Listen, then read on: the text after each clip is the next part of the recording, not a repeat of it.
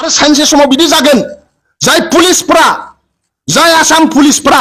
दाय गैयै मानसिफोरखौ प्रि प्लान खालामनानै गावथारदों बे मोनफ्रोमबबो तदन्त जागोन दङ ओंखायनो जों बिसिबां तदन्त बिदोंब्लाबो बिथांमोना तदन्त होआ आरो बिथांनोबो साख्रि होनो नागिरनाय नङा बिथांमोनहा नाथाय जों जिराया बारलांबाय दैज'आ मोनसे दैज'निबो मोनसे सिमा थायो क'क्राझाराव इनकाउन्टार जानायावबो जों नेबाय डिमान्ड खालामबाय नाथाय एबार जोङो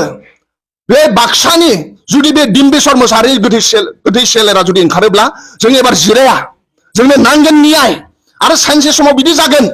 जाय पुलिसफोरा जाय आसाम पुलिसफोरा दाय गैयै मानसिफोरखौ प्रि प्लान खालामनानै गावथारदों बे मोनफ्रोमबो तदन्त जागोन मोनफ्रोमबो तदन्त जागोन आरो जुदि गोजौ थाखोनि सोरबा जुदि दैदेनगिरि दाय गैयै साजायनायखौ गावथारनायाव जुदि लोब्बा दंबा बिथांमोनाबो तदन्त जागोन सानसे जागोन बेखौ गोसोआव लाखि बे बुहुमाव बेसेबां गिदिर गिदिर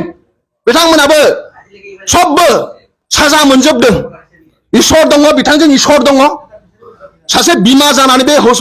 गाबै गाबै बिखाया गावग्लिजोब्बाय मेगननि मोदै गगासिनो दङ गावनि फिसायनि देहा माने फिसायनि सोलेर माने डेड बडिखौसो बिगासिनो दङ बे बिमानो न्याय होनांगोन बे बिसिनो न्याय होनांगोन बिनि फिसायनि बिथाङा नागिरगासिनो दङ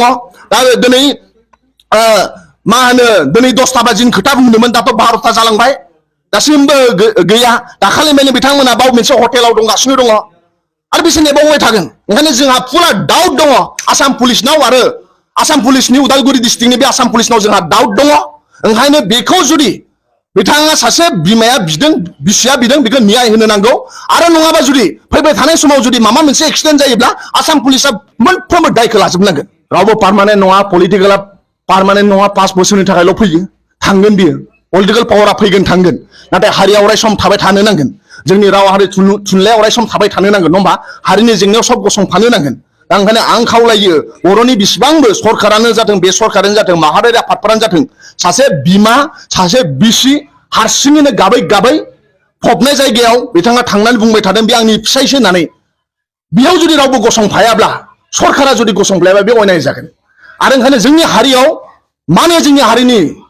गेजेराव मानो जोंनि हारिखौल' मानो फेक एनकाउन्टार जाबाय थायो मालाबा क'क्राझार मालाबा चिरां मानो उदालगुरि जोंहा आसाम सरकाराव डाउट